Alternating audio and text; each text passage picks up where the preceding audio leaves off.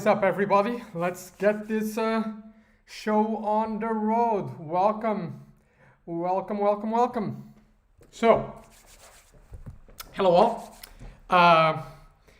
Today we're going to discuss a really important practical question, and really want to thank Suzanne Esper for suggesting it yesterday on Twitter. And if there are things you're curious about, please ask. I think for me it would definitely be valuable to look a little bit at the underbelly of academic publication more often than not. So the point of the question on today's stream is how to deal with contradictory reviews. Okay, and let me just grab my notes to make sure I do not disappoint Susanna, that I obviously do not want to do, which is. What do contradictory reviews look like? Contradictory reviews are basically opposite advice, strong suggestions from two different reviewers on the same paper, where the editor does not provide you guidance, okay? And again, I think it is really important to to submit your paper to the best possible journals, because my experience is that editors in top journals will pay attention to this and will tell you, pay more attention to reviewer number 1 or reviewer number 2. That doesn't get you off the hook. I'll tell you how to get off the hook afterwards, but it helps, right? It helps with the decision on what to do, and it gives you some safety in knowing that, okay, if I follow this path, I can still get a revise and resubmit or an acceptance or a conditional acceptance on this paper. So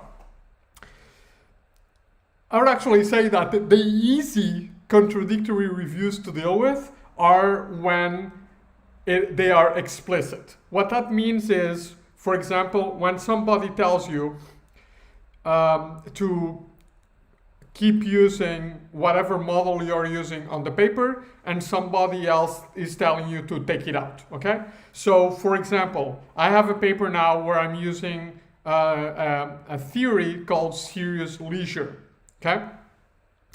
An explicit contradictory review would be if one of the reviewers says, expand on serious leisure, and the other review would say serious leisure is not adding to the manuscript, so you should take it out. Okay, that's the explicit, and these are actually easier to deal with, and I'll explain you why after we look at the other one, which is the implicit opposite advice.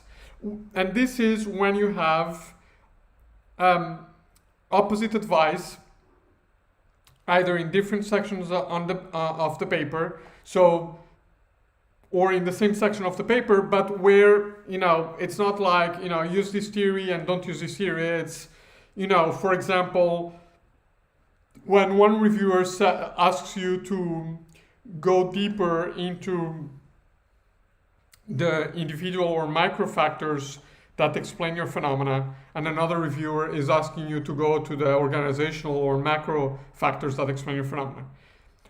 These are not contradictory. You can do both, but you cannot honestly do both in the same paper because you have no space, and also because, if you look at epistemological debates and ontological debates in the social sciences, you'll see that there is an opposition between individual and structural explanations of behavior, right? And Giddens's structuration theory tries to deal with that, and if you want to read on why these are opposite, you can read Giddens's The Structuration of Society. Okay, so these are harder because in theory you could do both. You don't have to choose, but you actually have to choose because you cannot do it in the space that you have in the paper, and these often come from different assumptions. Okay, so what should you do? Okay, the first thing is you need to recognize that you have a contradiction. With the explicit contradiction on keep going with a serious leisure or delete serious leisure, that's easy. on the implicit opposite advice, that's more difficult. So you need to really parse your reviews for this. For advice that does not seem contradictory, but is actually contradictory, okay? Then what do you do? Once you know, okay, these two people are asking me to do two different things that I cannot do in the same paper because they contradict one another, or because I don't have space, or they're epistemologically opposite. First thing that you do is you need to write to the editor. Now, what you write to the editor really matters, okay? Do not write to the editor saying, can you please, a reviewer one is saying this, reviewer two is saying the other, can you please guide me? Don't do that, okay? Because, editors are sometimes friends with reviewers. I've definitely reviewed for like really close friends, and I'm sure I gave one or two pieces of advice. Actually, I can think of at least two papers I reviewed for a very good journal where my advice was contradictory to the other reviewer, just because I didn't know, right? Obviously I don't like to do this to other people, but but it happens, right? Two different people, two different points. So write to the editor, but write a revision strategy, okay? So say, for example, reading the letters from the reviewers, I noticed that there's one reviewer asking me to do this, and the other reviewer asking me to do the other. I think that the strategy or the path that is closest to my argument is the path suggested by reviewer one. Could you help me with your reading of the review letters if you think this is the correct path, or whether there is a broader point that I'm not seeing that would lead me in another direction? Okay, so write to the editor with a review strategy. Don't tell because we are editors, right? You are an editor, I'm an editor, we all can be editors. We have like hundreds of things to do, right? So it's easier to say, I see this, I read this one page, and it says, my paper is about this, and the reviewer's one is telling me to do A, the reviewer two is asking me to do B. I think I should do A because of this. You can read it and say, yeah, I agree with that. You don't need to go back and open the letters and so on. Or you can say, I disagree with that. I think it should be a reviewer B, right? Or you can say, that's your problem. I don't think that's a super good editorial job, but it does happen. It has happened to me in the past, right? So that's the first thing. Write to the editor with a summary review strategy, not for the whole paper, just about this topic where there is a contradiction. And I would actually tell you, if if this is a high stake article, right? And a top journal, like your best data ever from your thesis. It's okay to write to the editor with a summary review strategy. Actually, some journals actually do this. So MIS Quarterly, which is my favorite journal to publish in, actually does this. It encourages authors to first submit a review strategy to the editor before doing the actual review. This is great. This is like super developmental, right? So do that. The worst that can happen is the editor can tell you, I prefer to see the whole paper. But again, a lot of editors are nice people. They care about the journal. They want to be the ones that push great research. Think about it, right? You're the person that publishes this great paper that you admire, right? So do write to the editor if you are unsure about what to do, but don't ask them for advice. Ask them for feedback on a review strategy. For contradictions, do this all the time. If there is no contradiction, and if you think you could use the help, use the help. Okay, so that's the first strategy, write to the editor. Now, editors are busy, there are more things to do. Some editors, take this job because of prestige, not because, I'm just stating facts that I observed in the world, right? I'm not judging. I have been fortunate to work with amazing editors that I wish I could put as co-authors in my papers. Okay, so I haven't experienced a lot of this, but I've seen it happen. But most editors are nice people. They want to help. So just write for them to give you feedback, not for them to tell you what to do. Okay. Second thing is take what your reviewers are saying seriously. Okay. So if a reviewer is saying you should use this theory and another one is saying you should not use this theory, probably your readers are going to think the same thing, right? I mean, again, I know there are bad reviewers. I've had bad reviewers that, sometimes you wonder, like, have these people actually read the paper? I had reviewers asking me to do things that I already did in the paper. I sort of like changed words and paragraphs, saying, yes, I changed the paper to this. That was already there. But anyway, so yes, there are bad reviewers, but I for one think we should take reviewers seriously as readers. Okay. So when this happens, what I like to do is first I take this seriously. I say, okay, let me read why they are telling me that they either like this or they don't like this. And does it make sense? Because normally it does happen that they say just take this out, but normally there will be an explanation, right? So, for example, one of the reviewers in the paper that I'm revising now said that I should drop as a specific relationship between two variables because this relationship has been established before. Okay, and the other reviewer said that's fine. So what I did is I actually went to look at the articles that the reviewer said, this has been done before. And basically what I found is that this is the relationship between training and retention. And basically what I found is that there are two paths to that relationship. One is leader-member exchange. The other one is career prospects. But in my paper, I don't discuss any of those. I discuss personal mastery. So basically what I did is I'm now writing the theory section of the paper by saying, there are these two approaches, and serious leisure allows us to introduce a new path in the relationship between training and retention, which is mastery. Okay? So this was actually useful, right? I mean, these were contradictory advice, but I took it seriously. And and I did go. So I'm still using. So I'm not doing what the reviewer is saying, but I'm still learning from the reviewer. And when I write my review letter, I'm going to say thank you very much. This comment made me realize that I wasn't really exploring the full potential of serious leisure, and now I understand that there is this path between training and retention. And thank you very much, reviewer. And honestly, thank you very much, reviewer. That makes my paper better. That's what reviews are for, right? So do take this seriously. Do read if there are references. Do read the references. Do engage.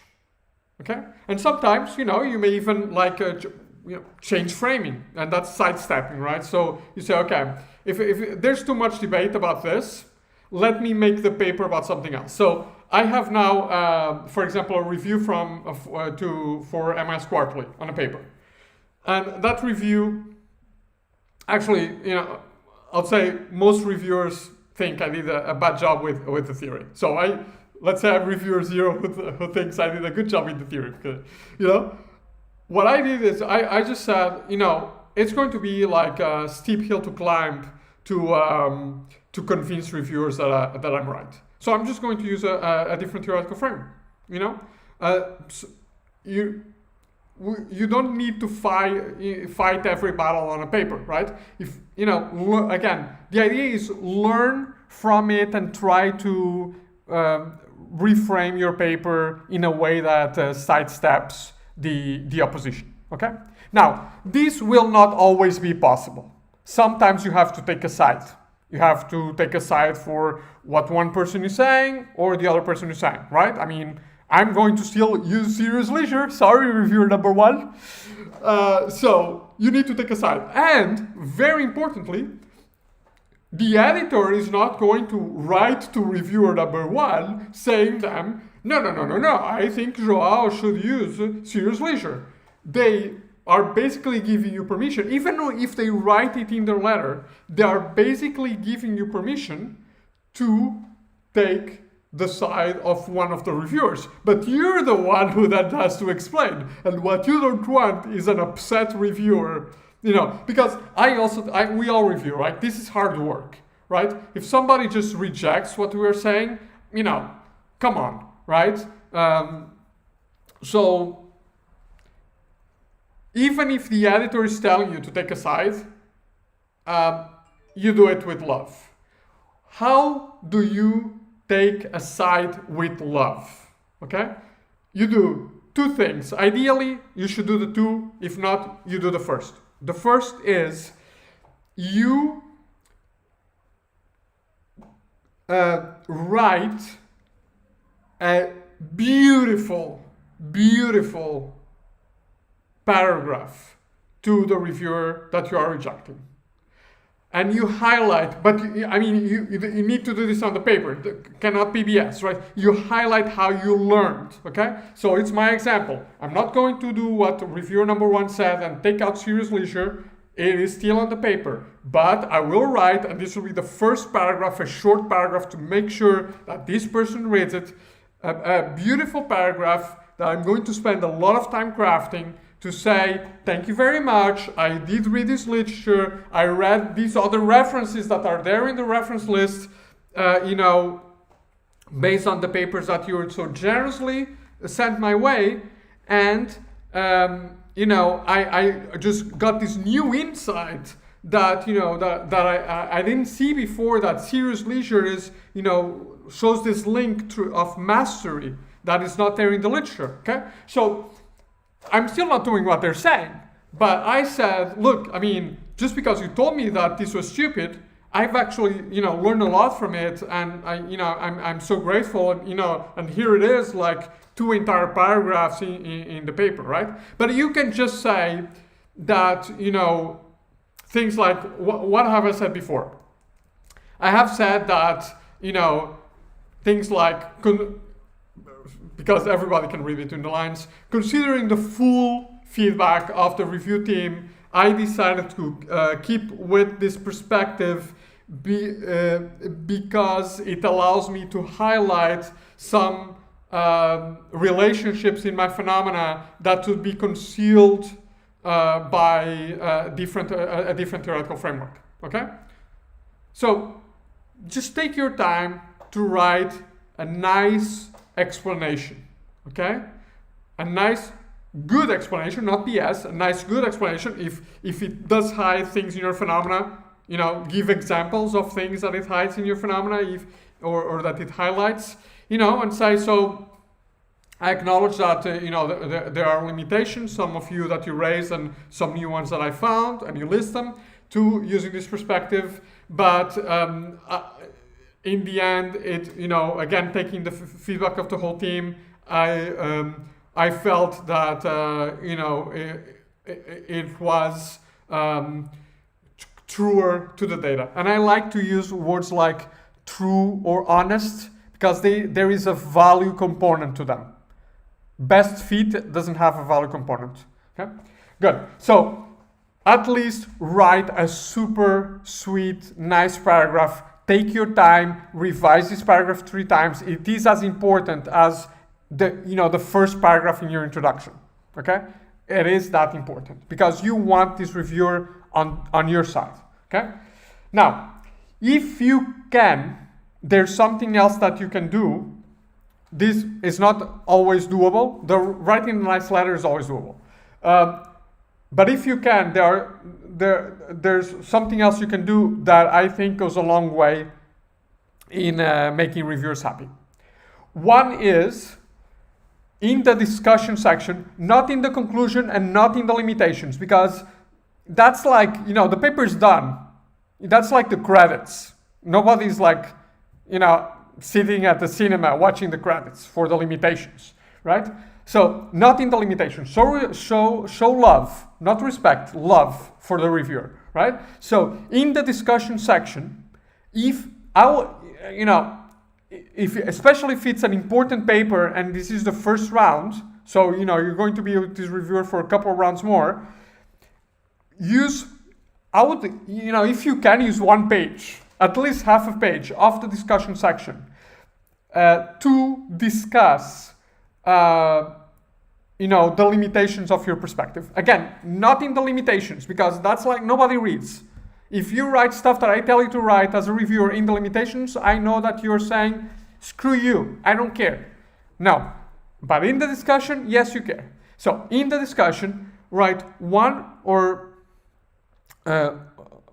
page or at least half a page saying, you know, I'm using serious leisure. There are limitations to these perspectives. These limitations are this, that, and the other. I write a footnote saying the authors thank an anonymous reviewer for these insights. You'll see that sometimes in papers.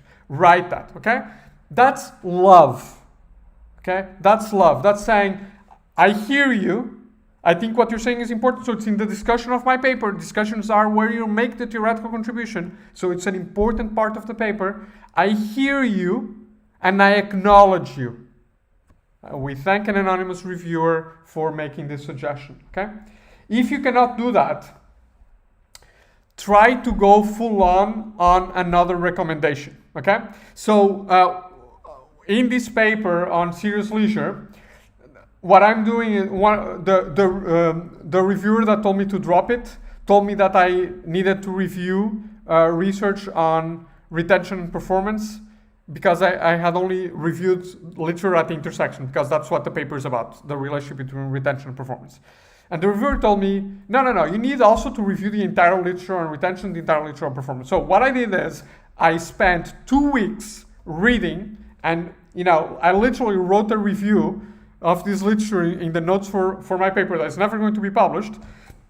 And then in the theory section, I'm going to dedicate a good page and a half to this. So what I'm saying is, okay, I didn't take the serious leisure critique, but I took this one and look at how much work I did for it, right? So I'm really taking you seriously, okay? So those are my 3 pieces of advice. Write a letter to the editor. Sidestep, so try to find a new theoretical framing or one that integrates the 2 pieces of contradictory advice. Independently of what the editor tells you, take a side with love. Be super careful in how you write to the reviewer whose advice you're not following. Even if the editor allows you to do that, write it with as much care. If you can, incorporate some of that advice in the paper, in the discussion section, or in the theory section, reviewing alternative theories. If you cannot do that, then try to really go overboard on, really go the extra mile on another suggestion that this reviewer has made, okay? So a long stream today. Hope you were able to stay till the end. If you're watching this on YouTube, don't forget to like and subscribe. And many thanks to Susanna Esper for taking the time to make the suggestion for the topic of the stream. See you everybody tomorrow.